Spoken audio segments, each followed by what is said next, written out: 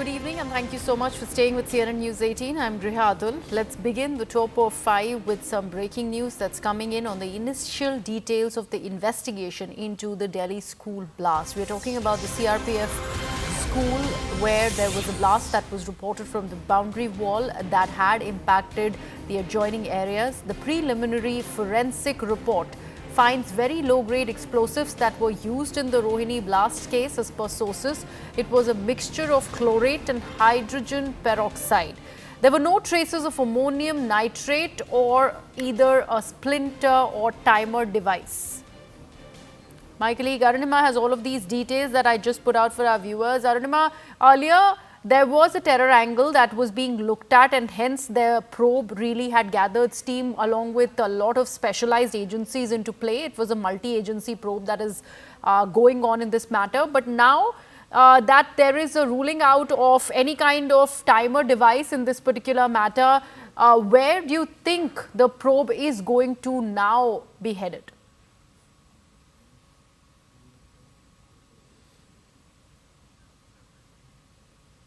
Arunima, if you're able to hear me. All right, we will go back to Arunima in just a bit, but this is what we are learning through our sources. This is the initial details of the investigation. Remember, this is a multi-agency investigation that is happening in the CRPF school blast case. The blast that was reported from the Rohini area of the CRPF school at about 7:40 this morning.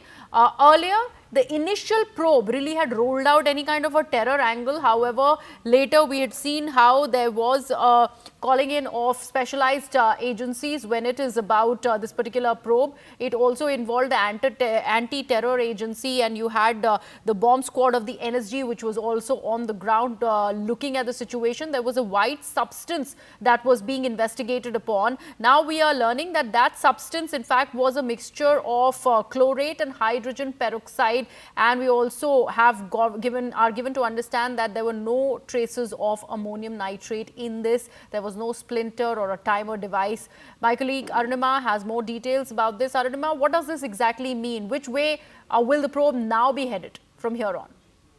See if you can hear me clearly. Apologies for that audio issue earlier. At this stage of the investigation, I do not think any agency is going to rule out any possibility. Yes, the Delhi Police FIR at this stage does not invoke sections of terrorism, does not invoke sections of Unlawful Activities Prevention Act. It is focused right now on the Explosives Act and also on possible damage to public property, since this was a CRPF school. But what the multi-agency probe is indicating is that they are trying to figure out as far as the placement of the bomb itself.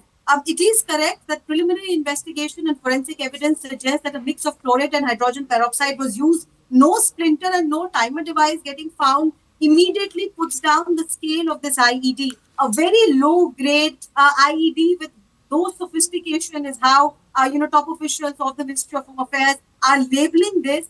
Why this is important is recent past there have been incidents at Bengaluru, the Rameshwaram Cafe blast. Even there it was a low grade explosive, but it was placed in a way along with splinter device to cause injuries and maximum damage to life. But in this case, because there is no splinter, that damage to life angle is ruled out. The second thing that probe agencies are looking at, given the global scenario, given what we are seeing globally in Central Asia, is there an Israel connection? So there was an explosion, if you recall, outside the Israel embassy as well. Even there, it was a Sutli bomb, as it is colloquially called, that was used. Splinter was not used even in that case. But why would someone wanting to make a point as far as Israel is concerned place a device outside a CRPF school? So that's a big mystery for the probe officials. However, they are very clear that the placement of the device might have a message. It was placed in eateries. If you see the CCTV footage also, all the glass panes completely shattered and even the parked vehicles were damaged to a large extent. So the placement of the bomb itself